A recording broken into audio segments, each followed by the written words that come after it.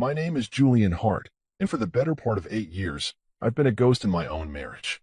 Not because I was absent, not because I didn't care, because invisibility was the role I was cast in, and for a long time, I played it well.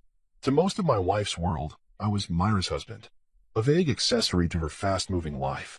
At events, her coworkers barely acknowledged me beyond a polite nod or a distracted handshake.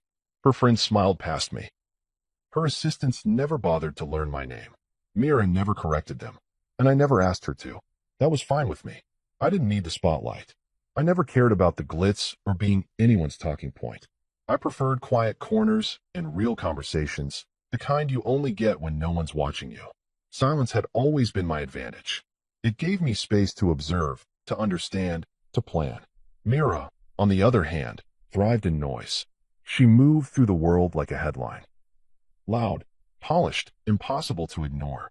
That was part of what drew me to her in the beginning. Her energy, her drive, her refusal to be anything less than formidable. When she landed the senior executive role at Darlington Group, a tech firm that called itself a revolution in motion, she treated it like a crowning achievement.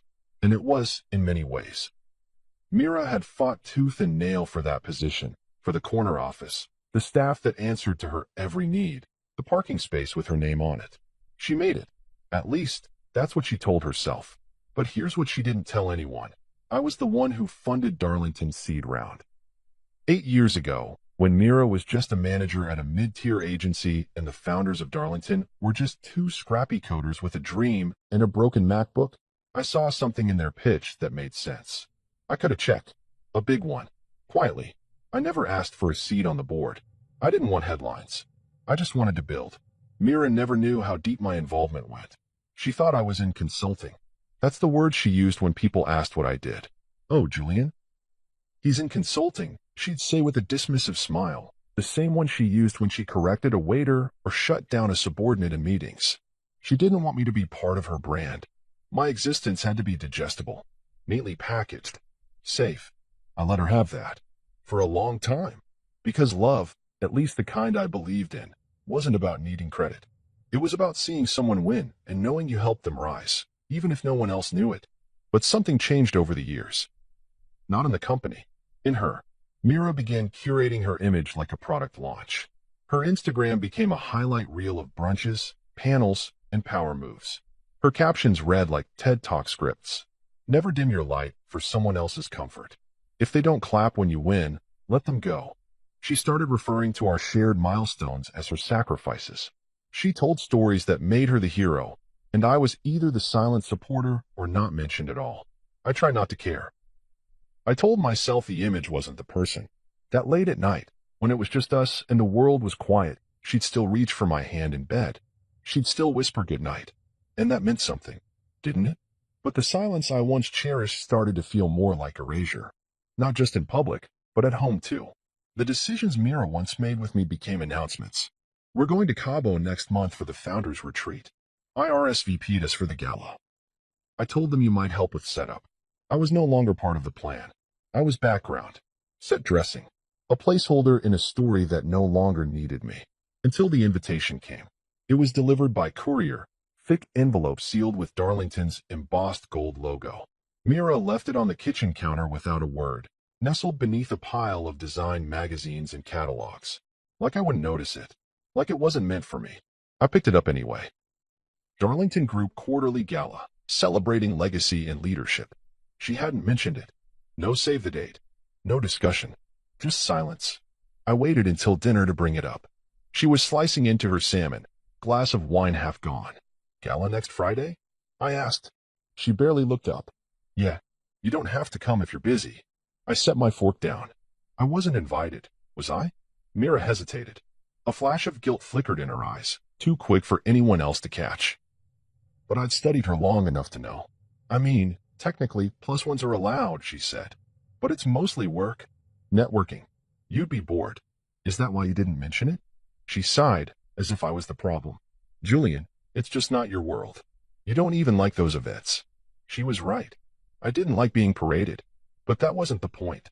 That night, I sat in my home office, looking over the shareholder documents I'd kept locked away all these years.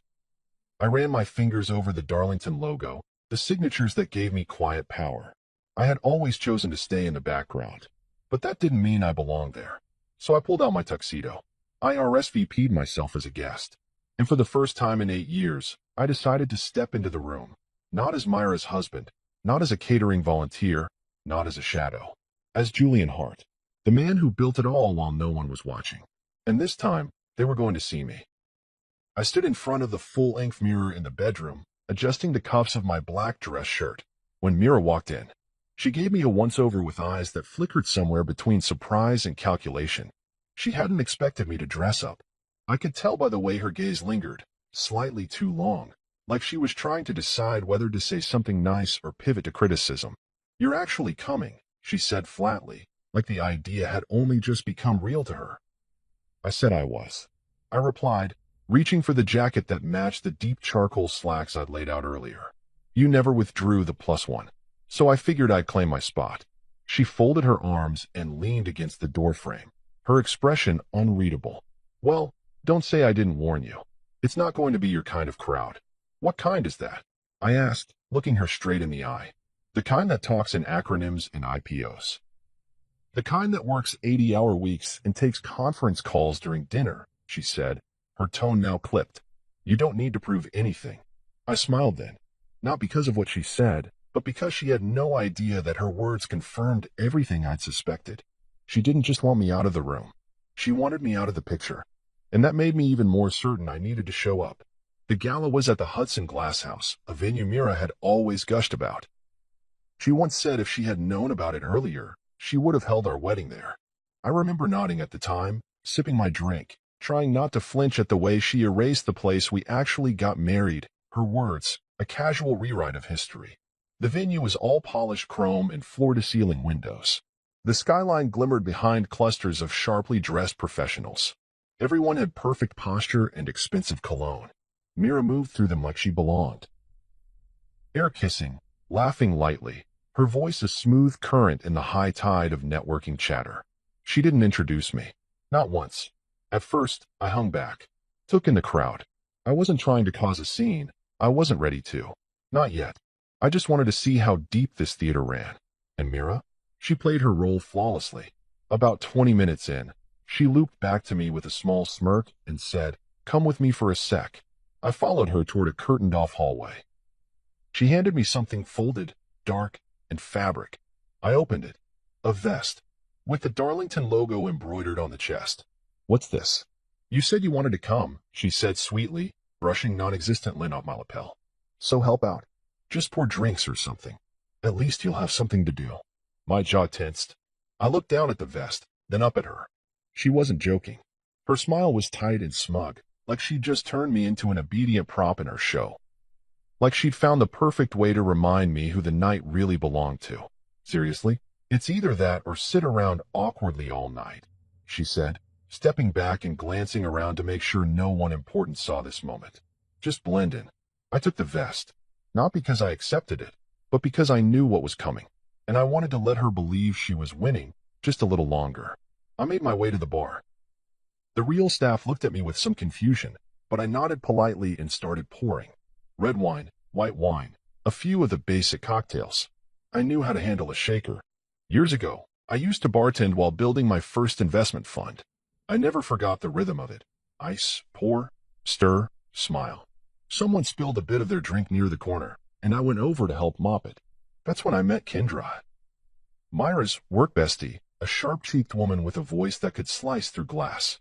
"Oh my God, you're Myra's husband, right?" she said, laughing as I wiped near her shoes.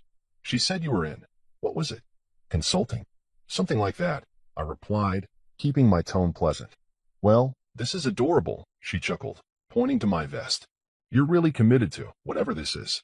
Someone behind her, one of the younger software architects, I think, snorted. "Myra's husband is serving drinks now? Damn, power couple in reverse." I smiled. I actually smiled, because their laughter meant nothing. It was shallow, fleeting, and none of them knew who I was yet. I returned to the bar, kept pouring, kept watching. Every so often, I'd glance over at Mira. She never looked back. She was too busy dazzling. Her boss, Gregory Lang, stood beside her, laughing in that fake cordial way executives do when their futures depend on keeping the right people happy. She leaned into him, whispering something in his ear. They both laughed. I caught enough to know I was the punchline. Honestly, she whispered, not realizing I was close enough to hear. He's lucky to be invited. He doesn't understand my world. Gregory nodded. As long as he keeps you happy. I didn't flinch. Not outwardly, but inside. The fuse had officially been lit. I poured another glass, handed it off, and looked out at the sea of curated perfection. She'd gone so far out of her way to make me invisible, and in doing so, had forgotten the first rule of power. The quiet ones? The ones you underestimate? They're the ones who always know where the exits are. And the locks. I stayed behind that bar longer than I needed to, partly to keep up the illusion, partly because I liked watching the performance unravel without them knowing a thing. I chatted with guests. I let them assume. I kept pouring. Then I checked my watch. It was almost time for the big announcement Mira had been hinting at for weeks. Something about new directions and deep gratitude for their success. And in that moment, I knew exactly how I'd reclaim every inch of space she tried to shrink me out of. I didn't need revenge.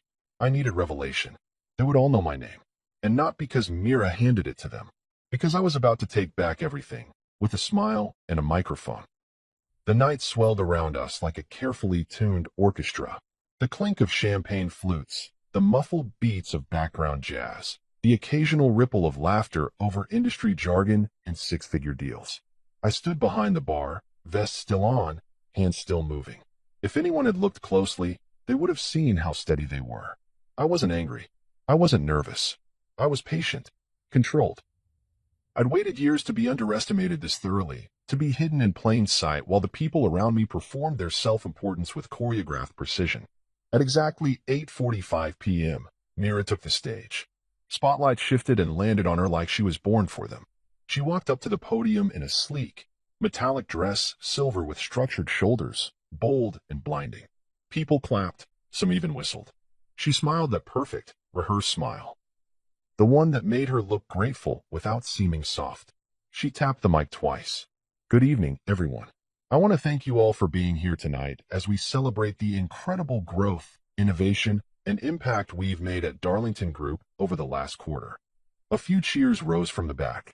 Someone yelled, Queen Mira, and a wave of laughter followed.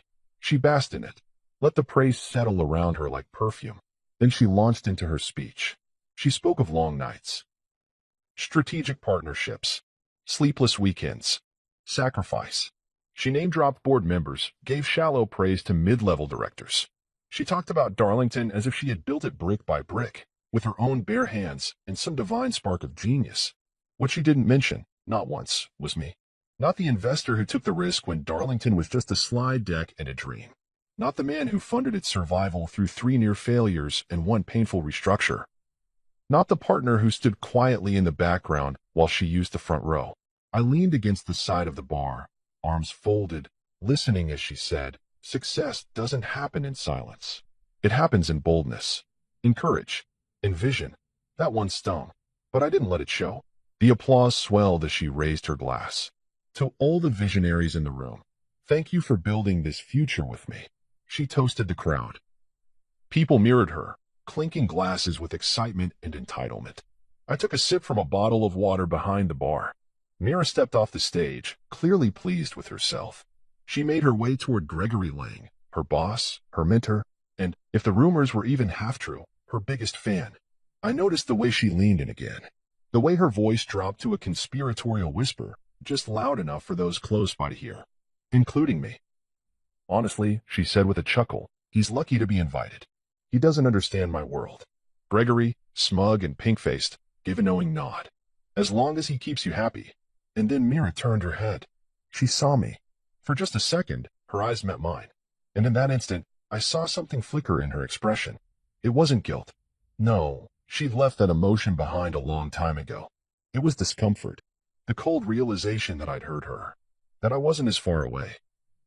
Words checked out as she'd hoped, but she didn't flinch. She just gave me a half-smile. The kind people give their doorman when they forget the name. I smiled back. Full. Confident. The kind of smile that says, you just stepped into my office.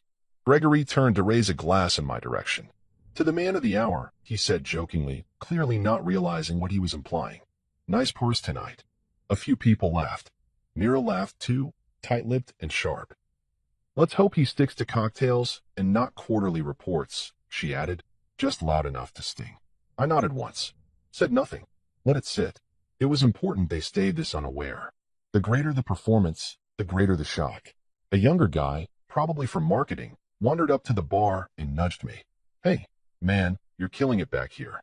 Seriously, best margarita I've had at one of these stuffy things. Are you with a catering agency? I looked at him for a beat too long. You could say that. He nodded, completely missing the undertone. Nice. Well, if you got a card, I'd love to bring you on for some private events. I smiled again, handed him a drink, and said, You'll be hearing from me. 10 more minutes passed. I checked my watch. 9:15. I knew what was coming next. A surprise announcement Mira had hinted at for weeks. Something about deep appreciation for the people behind Darlington's success. The irony made my teeth ache. From the edge of the room, I spotted the event coordinator speaking with a Darlington director. She glanced toward me, toward the bartender, and I saw her nod. Time. I slipped off the vest, folded it neatly, and placed it behind the bar. Then I walked calmly toward the side door that led to the events operations office. I'd already coordinated with the real host weeks ago, through a business associate who owed me a favor. All I had to do was give the signal. The lights dimmed slightly. A single mic illuminated on stage. And just like that, the room shifted again. The MC, a thin man in a velvet jacket, tapped the mic. Ladies and gentlemen, we have a very special announcement this evening. A surprise guest. A man whose quiet investments helped birth what Darlington Group is today. The original believer. The one who funded the dream. Please welcome Mr. Julian Hart. The silence was thick, like the breath before thunder. I stepped out from the shadows, and Mira turned around. Her smile froze. Her hand clutched her glass like it might shatter. Gregory blinked twice. Julian Hart, he repeated, as if trying to match the name to the man he'd seen pouring his drink 30 minutes ago. Mira laughed nervously. Wait, my husband just happens to share the same name, but I was already walking to the stage, already straightening my cufflinks, already halfway to the mic. The MC stepped back. I took the mic in one hand. The lights warmed my face. I looked around the room and let the silence stretch just long enough for people to shift uncomfortably. Thank you for the warm welcome, I said calmly, voice steady. And Mira, thank you for letting me help tonight. It's been illuminating. I smiled gently. The crowd was dead quiet, and that was only the beginning. The silence that followed my words wasn't the stunned kind. It was surgical, heavy, clean, like the room collectively forgot how to blink. Mira stood frozen near Gregory Lang, her eyes darting between me, the microphone, and the branded vest I had left folded at the bar. For a woman who prided herself on controlling every narrative, she looked like someone who just realized the story had been rewritten, without her permission and right under her nose. I let the silence hang a few more seconds, not because I was savoring the discomfort, though part of me was, but because silence has weight, and tonight, I needed every word to land like thunder. I scanned the faces in the crowd. Some looked confused, others amused, and then there were the few who began to realize they'd missed something important. Like Kendra, who now wore a stunned kind of respect, the same way a gambler looks at someone who bluffed and won the pot with a pair of twos. Most of you know Mira Hart, I said, finally continuing, Darlington Group's powerhouse. The face of innovation, the voice of vision, the relentless force behind the company's growth. And she deserves every bit of that recognition. But tonight isn't just about Mira. It's about all the people who built this foundation, those you know, and those you've never seen. I glanced at Gregory Lang. He wasn't smiling anymore. And if I may reintroduce myself, my name is Julian Hart. I'm not just Myra's husband. I was the first investor in Darlington Group. I took a leap before your favorite seed round article hit TechCrunch. 8 years ago, when the pitch deck was made in PowerPoint and the business plan fit on a napkin, I believed. Murmurs swept through the room like wind through dry grass. The kind of noise that's more dangerous than a shout, because it meant the audience was now alive, alert, awake. And Mira? Mira had gone pale. She still had the flute of champagne in her hand, but her fingers gripped it so tightly I was sure it would snap. Gregory took a step forward, his expression attempting a save. Wait, you Julian Hart? You're that Julian Hart. I gave him a tight nod. The very one. We've exchanged emails through intermediaries over the years. I never made it to the board meetings because, well, I didn't need a seat to steer a ship I already owned. He opened his mouth, then closed it again. I didn't let him recover. Not yet. I've been content staying behind the curtain. Watching this company grow, watching the team evolve, watching Mira shine. But I think it's time for some clarity. Tonight marks a new chapter. I've decided to expand Darlington Group's leadership team, starting with a restructuring process I believe will set us up for the next decade of scale. That was the real bomb. The restructuring. The kind of word that makes executives sweat and mid-level managers check their inboxes the next morning with trembling hands. I looked at Mira then, really looked at her. She was no longer performing. She wasn't posing, smiling, or calculating angles. Her eyes met mine, and behind them, I saw fear. Not of me, but of the truth. She had built an entire world pretending I was a footnote, and now she was realizing I had been the author all along. I'll be releasing a formal memo tomorrow, I said, lowering the mic just slightly. But tonight, I just wanted to say thank you. To all of you. And to Mira, thank you for letting me help. The last line was deliberate. I even said it the way she'd said it earlier in the evening, when she tossed me that branded vest like it was a towel for the help. I saw a few faces twitch, a few mouths cover poorly concealed grins. As I stepped off the stage, Mira took a step forward, as if to intercept me. But her heel wobbled slightly, she was rattled, and the glass finally slipped from her hand. It shattered on the marble floor. The sound was sharp, sudden, a punctuation mark. Red wine spilled across her designer heels and spread like a stain she couldn't erase. Gasps rippled through the room. Mira, Kendra called, moving to help her, but Mira didn't move. She just stood there, hands still out, staring at the mess like it spoke louder than I did. Gregory made a show of trying to help too, but his eyes were elsewhere on me. Measuring. Recalculating. Julian, he said cautiously, had we known. I cut him off with a simple wave of my hand. You'll get the memo in the morning. I kept walking. No fanfare. No gloating. Just the quiet certainty of someone who didn't need applause to know they'd won. As I passed the bar, the same young guy who'd asked if I catered private events gave me a stunned nod. Dude, you really undersold yourself. I shrugged. Just blending in. Behind me, the party struggled to reboot. The music stuttered. Someone tried to restart a toast, but the mood had shifted. The illusion had shattered right alongside Myra's glass. Outside, the air was cooler than I remembered. Crisp. Clean. I unbuttoned the jacket I'd worn under the vest and walked toward my car parked a few blocks down. I didn't need a limo or a chauffeur. I needed distance. Perspective. As I slid into the driver's seat, my phone buzzed. A text from Mira. What the hell was that? I didn't reply. Not because I didn't have words, but because for the first time in a long time, silence wasn't something I had behind. It was a message all its own. There's something fascinating about watching a lie crumble in real time. It doesn't fall all at once like in the movies. No, it buckles at the corners first. Hairline fractures you only notice if you're paying close enough attention, if you've lived in the shadow of the lie long enough to recognize its flaws. That night, Myra's lie cracked wide open the moment that glass slipped from her hand and shattered against the marble floor.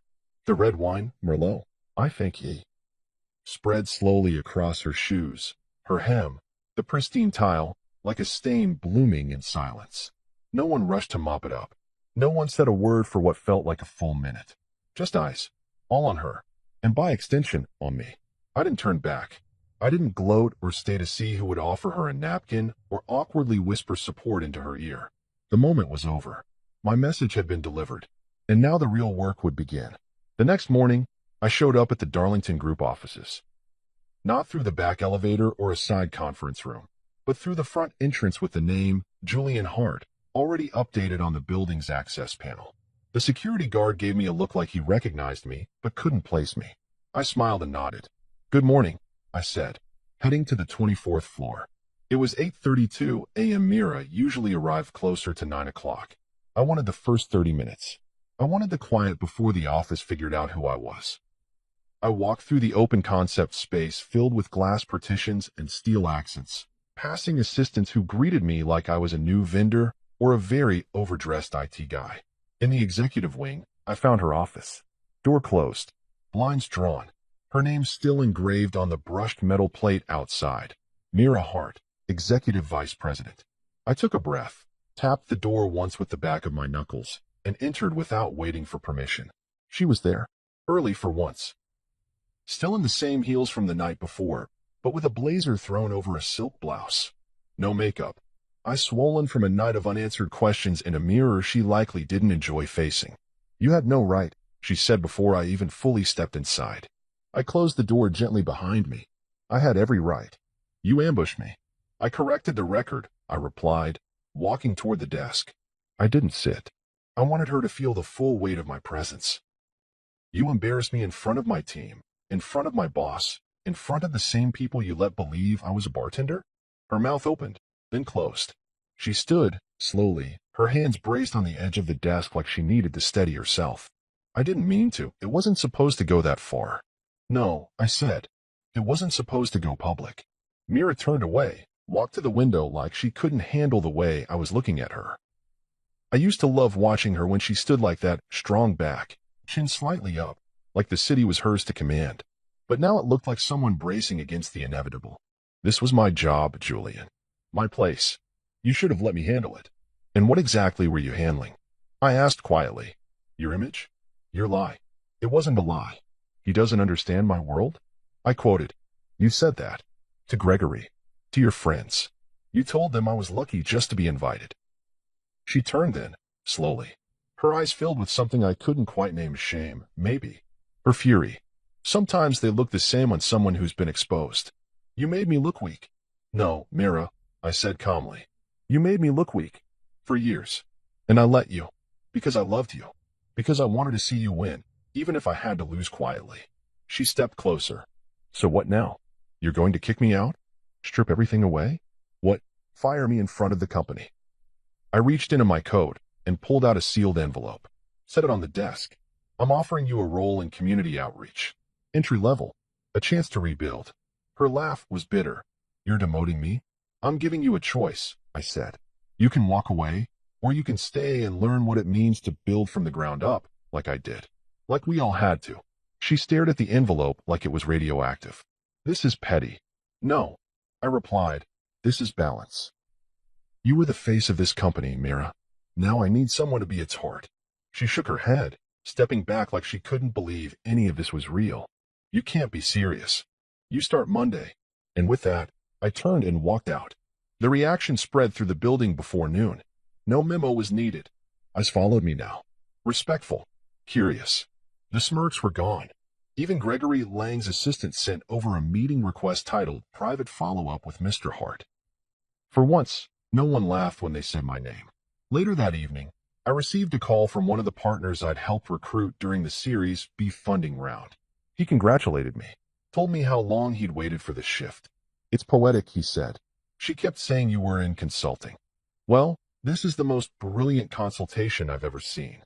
I hung up and stood in the middle of the foyer at home. Mira wouldn't be coming back there. Not the same way.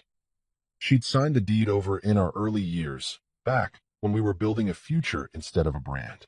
I walked past the pictures she'd hung, past the awards she displayed, and straight to the wall of family photos. There she was, Mira in Paris, Mira at the launch party, Mira at the ribbon cutting. Center stage in every frame. I didn't take them down. I just replaced the center photo with one of the company's original team. A blurry, grainy image taken in a rented office space, with pizza boxes in the background and joy on our faces. Mira wasn't in it. She hadn't even shown up to that shoot. Said she was too busy working on her own future. And now, she'd finally caught up to it. On Monday, she'd walk into Darlington's main building. No heels. No boardroom. Just a cubicle and a purpose. And for the first time in years, maybe she'd start seeing what she lost while chasing what she thought she needed. The drive back from the office was quiet. I took the long route, not because I wanted more time to think, but because silence had become its own kind of bomb. No podcasts. No music. Just the steady hum of the tires on pavement and the gentle reminder that for once, the world wasn't asking me to rush. Mira had left earlier through a side exit. She didn't want to face anyone else that day, not after our conversation in her office, not after that envelope slid across the desk like a verdict. I didn't blame her, but I didn't feel sorry for her either. The mansion stood still when I pulled into the circular driveway. The lights were off, the curtains drawn. Myra's car was parked out front, like always. But this time, she didn't wait inside with a glass of wine and a strained smile. She sat on the front steps, in that silver blazer from earlier, her heels in her hands, bare feet on the stone. I parked, killed the engine, and just watched her through the windshield for a moment. The powerful executive who once commanded stages and boardrooms now looked like a woman who didn't know which door to walk through. I got out and walked up slowly. She didn't look at me right away, just stared out toward the fountain, the sound of water echoing in the night. "You changed the locks?" she asked quietly. "No," I replied. "Didn't see the need." She looked down at the heels in her lap. "It doesn't feel like mine anymore." "It never was," I said, not cruelly, just honestly. She flinched at that, just slightly. But she didn't argue. "I found the envelope," she said. "The one in the drawer." I nodded. She meant the documents. The deed. The prenup. All the fine print she skimmed when we were younger, when I was just a sweet guy with vision, and she was too busy to care about the legal stuff. "You signed it," I said. "I know." We sat in silence for a moment. The kind of silence that swells with everything that hasn't been said, with years of smiles that masked frustration, with dinners where we chewed our food and bit our tongues. She rubbed her thumb against the heel of her shoe like she was trying to scrub something off it. "Why didn't you ever tell me," she asked, "that you own the house, that you own the company?" I took a breath. "Because you never asked." "That's not fair." I turned to face her. "Isn't it? When's the last time you looked at me without scanning for what didn't match your image? When did you last ask what I was building or what I wanted?" She swallowed hard, eyes shining now in the porch light. "I was trying to become something. I didn't want to be married to someone people pitted. And I didn't want to be married to someone who needed the world more than she needed the truth," I said, standing now. "But we both made our choices." She stood too. "So what now?" "You're kicking me out." "No," I said. "You're free to stay. For now. But not in our bedroom. I'll be in the guest house." She blinked. "You're serious?" I nodded. 30 days. That's what the clause says. That's what you gave me." Her face crumpled, just slightly. "That was never supposed to apply to us. Neither was a marriage where I wore a vest and poured drinks while my wife pretended not to know me." Her eyes filled then, but no tears fell. "Mira wasn't one to cry in public. Even when the public was just me. I wanted you to be proud of me," she whispered. "I just didn't think you'd do it like this." I didn't reply. I stepped past her, unlocked the door, and held it open. She walked in slowly. The house felt different now, colder, like it had inhaled too much truth to go back to pretending. Inside, she paused near the entryway, staring at the large canvas photo we'd hung the year after our honeymoon. Mira on the cliffs in Santorini, arms wide, hair caught in the wind. I wasn't in the frame. She'd said it looked cleaner that way, more timeless. "I've been so scared," she said softly, not facing me, "of losing everything." I set my keys on the table. "Then you should have thought about what everything really meant." She turned to me then, raw and stripped down. "No armor, no makeup, no audience." "I don't want to be your enemy, Julian. I don't need you to be," I said. "But I also don't need you to be my ghost." She didn't respond, just walked toward the stairs, heels still in hand, her bare feet making soft thuds on the hardwood. I watched her go. That night, I stayed in the guest house. It was quiet. No footsteps above, no echo of her laugh from the kitchen. I laid on the smaller bed and stared at the ceiling, wondering how a home can stay so still while everything inside it breaks. In the morning, she was already gone when I walked back to grab some files. Her coffee mug sat in the sink, lipstick faint on the rim. A small act of normalcy in a house that no longer had any. I looked around the living room. The throw pillows she obsessed over. The curated stack of books on the table. The candles she never lit. And I realized something. This place was never a home. It was a stage. Now, the show was over, and I was the one holding the script. Mira tried charm first. I knew she would. That's the version of her people loved, polished, poised, persuasive. 3 days after I moved into the guest house, she came to the door with a tray of croissants, fresh coffee, and that slight arch to her brow that used to mean something far more intimate than breakfast. She knocked gently, like she wasn't the woman who'd spent years minimizing my presence in her life. "Thought you might want something warm," she said when I opened the door. She wore a soft robe, not the silk one she paraded around in. but the cotton one, the one she used to wear when she curled up beside me to read. I let her in, sat across from her at the small table. The croissants were from her favorite French bakery. She never used to let me eat pastries without some comment about carbs. Now she was offering me two. We talked, sort of. Small things. How quiet the house had felt lately. How the mail had been building up. I let her fill the space with pleasantries while I waited for the turn. The reason she'd come. I've been thinking, she finally said, maybe we could reevaluate the role you assigned me. There it was. I didn't even blink. Community outreach is a vital role. She smiled tightly. Julian, come on. You know it's entry-level. You think I belong there? I think it's a good place to start, I said calmly. You said you wanted to rebuild. Start here. I said I wanted to fix things with you, not run the alumni newsletter. You said you wanted respect, I said, pushing the tray slightly away. Respect doesn't come from titles, Mira. It comes from truth. Her mouth hardened, but she stood and nodded, gathering the tray like she hadn't really come for conversation at all. She paused at the door. You think humiliating me makes you strong? No, I said. I think giving you a second chance makes me kind. She didn't come back the next day. Instead, she tried seduction. I came home late from a board dinner and found her in the living room, lights dimmed, wearing the same red dress she wore the night I first told her I loved her.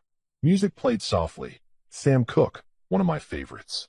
She turned, holding a glass of wine, that practiced smile on her lips. Remember this dress? She asked. I nodded. I remember the woman in it.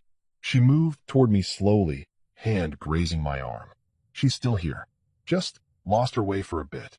I stepped back, gently, not cruelly. Mira, you said once that love shouldn't need to be proven.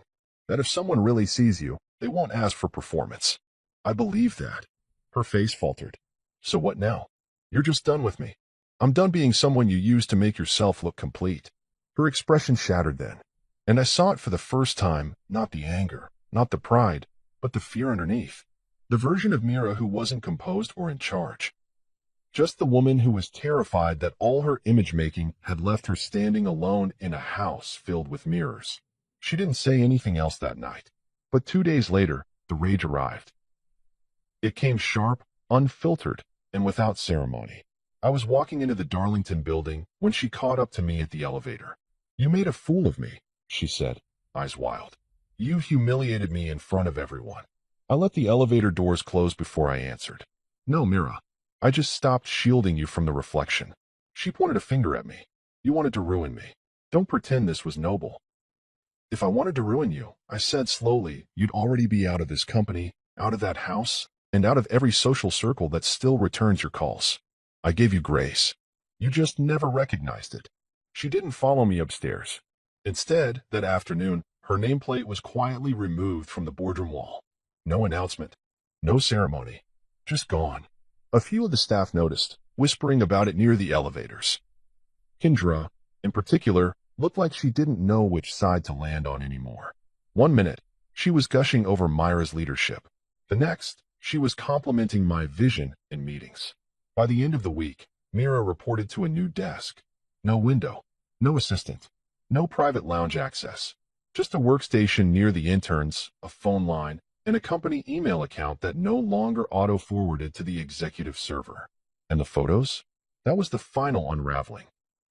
Darlington had a wall, what they called the legacy calendar. A row of framed photos showing key milestones, key players. Mira was in 8 of them. Launch parties, press tours, award galas. Always front and center, always mid-laugh, hand on someone's shoulder like she owned the room. I ordered new prints. The design team was quiet when I gave the directive. They didn't ask questions. They just nodded and returned a few hours later with a box. I stood in the hallway myself when they took the old frames down. I held them in my hands. Saw the woman I once loved in every picture. Beautiful, commanding, alone, even when she was surrounded by people. I kept one, the very first one, before the PR makeover, before the tailored speeches. She was smiling genuinely in that photo, head tilted, hair messy, holding a clipboard and laughing at something off camera. I slipped it into a drawer in my office. When Mira walked by the wall later that day, she stopped. She stared at the new calendar, new faces, new moments. Her absence was loud. She turned slowly and caught my eye through the glass door. She didn't cry. She didn't scream. She just nodded once and kept walking. That night, I stood in the hallway of the house as she packed more boxes. She wasn't rushing, just folding dresses she no longer wore and jewelry she hadn't touched since the gala. She saw me there, leaning on the doorframe. I wanted people to respect me, she said, and I became someone I didn't even respect. I didn't answer. There was nothing to say. She picked up a small velvet box, our wedding bands. She opened it and stared for a moment before closing it again. Do you still see me, Julian? She asked. I always did, I said. You just stopped seeing yourself. Then I stepped aside. She walked past me, slow and quiet. That night, I slept harder than I had in years. Not because it was easy, but because for the first time, the silence didn't feel like hiding. It felt like healing. Mira didn't leave right away. She lingered like perfume in a closed room, still present, still clinging to the air, but fading more each day. Her suitcases stayed stacked by the front door for a week. Not packed sloppily, but arranged like decor. Almost like she was waiting for someone to ask her to stay, for someone to tell her it wasn't really over. But no one did. Not me. Not the neighbors who used to gush over her garden parties. Not the friends who once begged for invitations and reposted every curated moment from our lives. The house, which she had once moved through like royalty, heels clacking confidently against marble, silk robes trailing behind her, felt different now. It was quieter, more still. She wandered from room to room like a visitor. She stopped making noise when she walked, like even her footsteps were apologizing. And she'd started doing something new, pretending. She'd step out onto the balcony with her phone pressed to her ear, pacing, nodding dramatically. But when I passed by one day and her phone lit up, screen dark, no call in progress, I knew. It was all for show. She didn't want the neighbors to see her fall. She wanted to look busy, wanted to look important. But importance doesn't survive silence. And the silence in that house had become deafening. She kept trying to reclaim parts of it. Rearranging pillows, buying new candles, fixing the fresh flowers that used to arrive every Monday. But they all wilted now. She'd throw them out and replace them, again and again, like she could cheat decay if she just arranged things beautifully enough. I didn't interfere. I stayed in the guest house, made my coffee there, did my calls from there. It had everything I needed, peace, space, and the ability to watch Mira realize, in real time, that power isn't about who people believe you are. It's about who you are when there's no one left to perform for. One evening, I walked into the main house to grab some old project files I'd kept in the study. She was sitting on the stairs, barefoot, hugging her knees like a child trying to disappear into herself. She didn't look up at first, just sat there, staring at the floor. I got a call from Kendra today, she said quietly. I paused, halfway to the study. Yeah. She asked if I was coming to the Founders Circle dinner next month. And I asked. She said she assumed I wouldn't. Then she mentioned you're giving the keynote. That didn't surprise me. I hadn't announced it. The committee had. They wanted someone who had built from the roots, not someone who had borrowed the fruit. I fit that theme better now. Mira didn't argue. She wanted to know if we were still close, Mira added. I didn't know what to say. I sat on the stair opposite her, a few steps down. We're not enemies, I said. But we're not pretending anymore either. She nodded, eyes flicking to a framed picture on the wall above us. It was the one of us in Cape Town, laughing, wind in our hair, the sea behind us. She got that photo blown up after it made a splash on her social media feed. Thousands of likes, dozens of comments, couples goals. And yet, I remembered that trip differently. I remembered her glued to her phone the whole time. I remembered the fights between the photos. You used to smile like that, she whispered. I still do, I said. Just not with an audience. She looked away then, biting her lip to stop it from trembling. I used to think this house meant we'd made it, she said. That if I could just walk through the front door and feel the marble under my feet, I'd know I wasn't her anymore. Her. My mother, she said. The woman who couldn't pay the mortgage. Who cried in the kitchen with the lights off because she was scared someone would see her fall apart. I promised myself I'd never be her. And instead, I asked. I became someone else I don't recognize, she said. Someone who doesn't cry in the dark because she doesn't cry at all. I didn't know what to say to that, so I didn't say anything. She stood up slowly, brushing off her sweatpants like they were made of silk. I'm leaving Sunday, she said. 30 days are almost up. I nodded. She turned to walk away, but paused again. I won't take anything that isn't mine. That would be the first time, I said before I could stop myself. She didn't flinch, just nodded like she deserved that one, and maybe more. On Saturday, the movers came. Not the expensive ones she used to brag about, the ones with monogrammed uniforms and GPS-tracked crates. Just a simple team with a dented van and gloves that had seen too many stairwells. She gave them instructions, boxed everything herself. No tears, no ceremony. I watched from the window of the guest house as she packed the last box into the trunk of her car. She stood there for a moment with her hand on the roof, staring back at the mansion, not like she was sad, but like she was confused about where the years had gone. Like she'd arrived at the wrong destination and only just realized she was the one driving the whole time. She walked up to the porch, knocked once on the guest house door. When I opened it, she handed me something small. The old house key, worn, bent slightly near the teeth. I don't need this anymore, she said. It was never mine, really. I took it, nodded once. You'll be okay. I hope so, she said. But this time, I want to be okay for the right reasons. She walked away, didn't look back. The gate clicked shut behind her like a chapter ending. No fanfare, no applause. Just the low growl of her car engine disappearing down the road. That night, I stepped into the main house again. It was still, furniture untouched, pillows fluffed. But the air was different. No scent of her perfume. No soft echo of heels on the marble. Just the space. The bones. The foundation. I walked to the wall where she used to tape up her vision boards. There were still faint pieces of old Scotch tape, like ghosts of ambition. I peeled one off and smiled. Maybe she'd come back one day. Not to live, but to visit, different, whole. Maybe not. But for the first time in years, the house finally felt like mine. And more importantly, so did I. I didn't want to do the interview. Not at first. The producer, a soft-voiced woman named Elise with a talent for timing, reached out 3 times before I finally agreed. Just a conversation, she'd said on the phone. Not a scandal expose. Just your story. I'd laughed when she said that. My story. For years, no one had even asked my name at events unless it was to confirm Myra's husband had parked correctly. But something about the way she said it, the invitation without pressure, stuck with me. And after everything had unfolded, I figured maybe it was time I stopped whispering my truth and said it aloud. We recorded in a small studio tucked away in the city's West End. Nothing flashy, just 2 chairs, a mic between us, and a camera crew that barely made a sound. I wore a plain navy sweater. No tailored suits. No watch flex. I wanted this to feel real. Grounded. Not a performance. Elise started soft. Asked about my background. My early days working odd jobs to save for seed investments. She was good at what she did, listened with intent, steered the conversation gently. And for the first 30 minutes, it was like a dam opened. I talked about building in silence.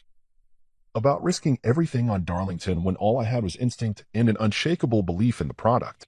I talked about the people who told me I was crazy, about the months I lived off canned soup and stretch-thin rent, about how every success Mira claimed as her own had started in my late-night spreadsheets. Then came the part she'd been circling from the start. And your marriage? She asked gently. There's been a lot of talk recently about what went on behind the scenes. I didn't flinch. I took a breath, nodded. I loved her, I said. Let's start there. I loved Mira when we had nothing but hope. I loved her through every stage of becoming.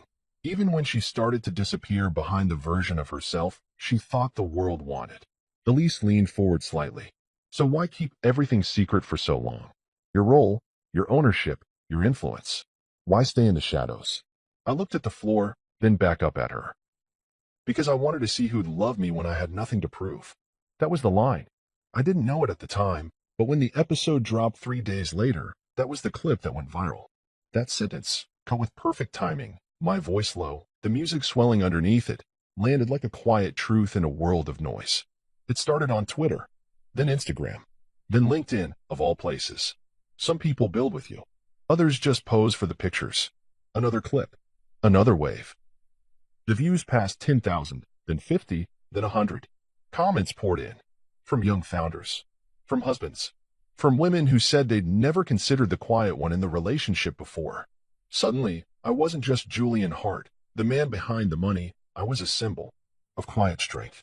Of reclamation. Of someone who didn't need to scream to be heard. My inbox flooded. Podcasts. TEDx talks. Investment forums. People wanted more of the man who watched from the background, then walked into the frame without raising his voice. Mira saw it too. I knew she would. The internet doesn't let you look away, not when you're still on its radar. She texted me the morning the clip hit 3.2 million views. I deserve that. Just those words. No defenses. No sarcasm. I stared at the message for a while before I responded. You deserve the truth. I just finally gave it to you, out loud. She didn't reply. But a few hours later, I received a package at the guest house. No note. Just the framed photo from our Santorini trip. The one that used to hang in the main hallway. She must have taken it with her when she left. But now, it was back. I didn't hang it up. I didn't throw it away either. I stored it in a box in my closet. A reminder. Not of her, but of what happens when you let silence replace sincerity. 2 weeks later, I hosted a charity gala. It was the same type of event Mira used to dominate. Elegant, high profile, full of people who measure worth in net figures and applause volume. But this one was different. I didn't want glamour. I wanted intention. We raised $600,000 for underserved youth programs in tech. I poured drinks that night, too, just for a few minutes, just for fun.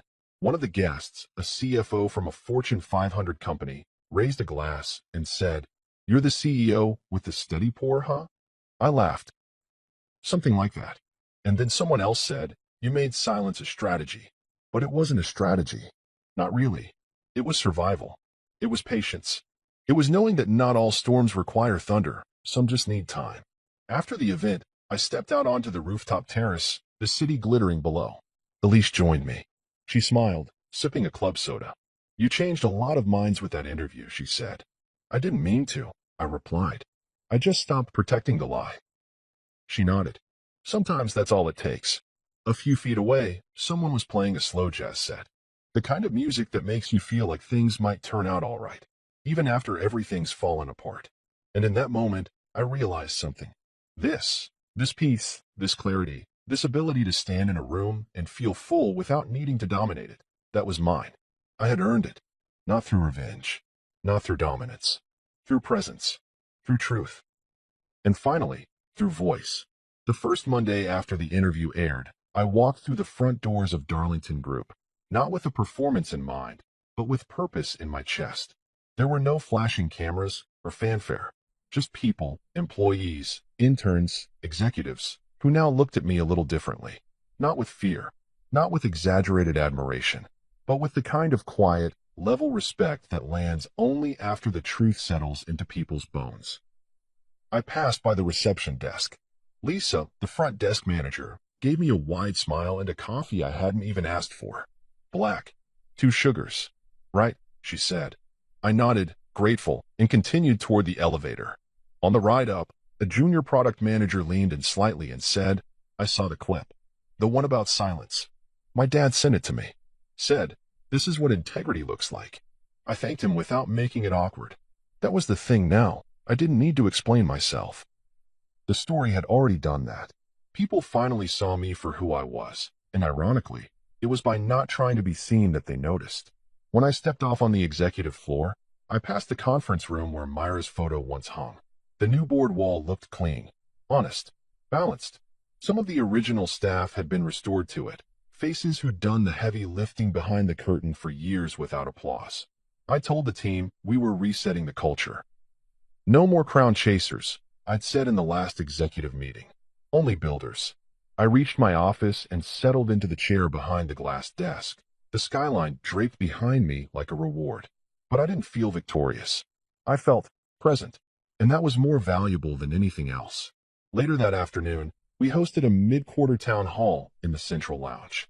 There were nearly 200 employees on site that day, with more dialed in remotely. The entire room had a different energy now. Not nervous, not transactional, but open. I walked on stage without a cue, without scripted notes. Just a stool, a mic, and a glass of water.